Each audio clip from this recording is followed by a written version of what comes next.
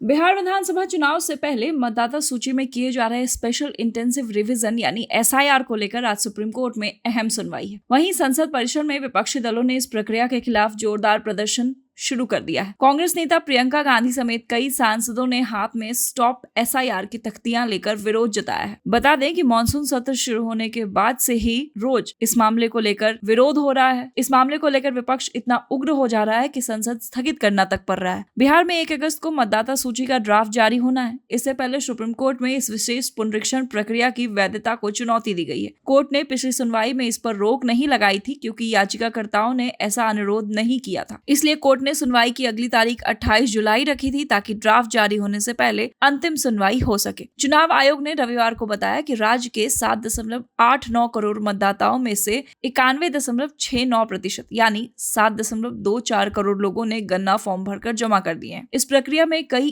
अहम खुलासे भी हुए हैं, जिनमें 22 लाख मृत मतदाता पाया जाना, 36 लाख लोग दूसरे राज्यों में बस चुके हैं, 7 लाख लोगों के नाम एक से ज्यादा जगहों पर दर्ज हैं। तीनों बातें शामिल हैं। चुनाव आयोग ने इसे पूरी तरह सफल अभियान करार दिया है। एसोसिएशन फॉर डेमोक्रेटिक रिफॉर्मर्स यानी एडीआर ने इस अभियान के खिलाफ सुप्रीम कोर्ट में याचिका दाखिल की थी। एडीआर का कहना है कि बीएलओ यानी बूथ लेवल ऑफिसर कई जगह मतदाताओं की जानकारी या सहमति के बिना ही फॉर्म भर दे रहे हैं। आधार कार्ड को आयोग विश्वसनीय दस्तावेज नहीं मान रहा, जबकि यही दस्तावेज जाति प्रमाण पत्र, पासपोर्ट, निवास प्रमाण पत्र के लिए वैध माना जाता है। आयोग द्वारा मांगे गए 11 दस्तावेज भी फर्जी बनाए जा सकते हैं, इसलिए आधार को खारिज करना तर्कसंगत नहीं है। एडीआर का यह भी तर्क है कि सुप्रीम कोर्ट के पुराने फैसलों के मुताबिक जो व्यक्ति वोटर लिस्ट में पहले से दर्ज है उसे नागरिकता साबित करने की कोई आवश्यकता नहीं होती। यदि किसी पर शक हो तो उसे साबित करने की जिम्मेदारी आपत्ति दर्ज कराने वाले पर होती है। एडीआर द्वारा इन सभी तर्कों पर चुनाव आयोग की दलीलें आई हैं।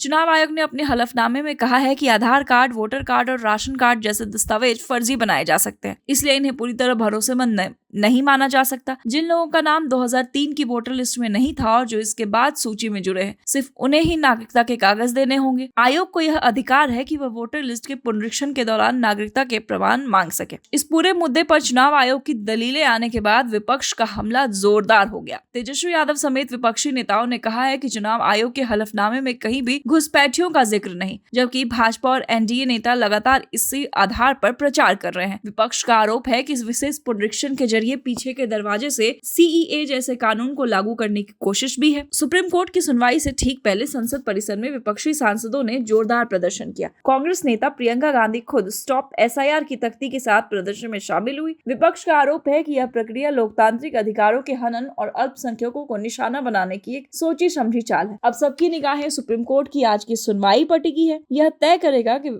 चुनाव आयोग की प्रक्रिया वैध है या इसमें हस्तक्षेप की जरूरत है। साथ ही 1 अगस्त को आने वाली ड्राफ्ट वोटर लिस्ट को लेकर भी स्थिति बिल्कुल साफ की जाएगी। यह मामला सिर्फ एक राज्य की वोटर लिस्ट का नहीं बल्कि चुनाव प्रक्रिया की पारदर्शिता और नागरिक अधिकारों से सीधे जुड़ा है। इस मामले पर सुप्रीम कोर्ट जो भी तय करेगा वो हम आपको जरूर अपडेट करेंगे। बिहार की खबरों के लिए देखते रहें नवचेतना टाइम्स।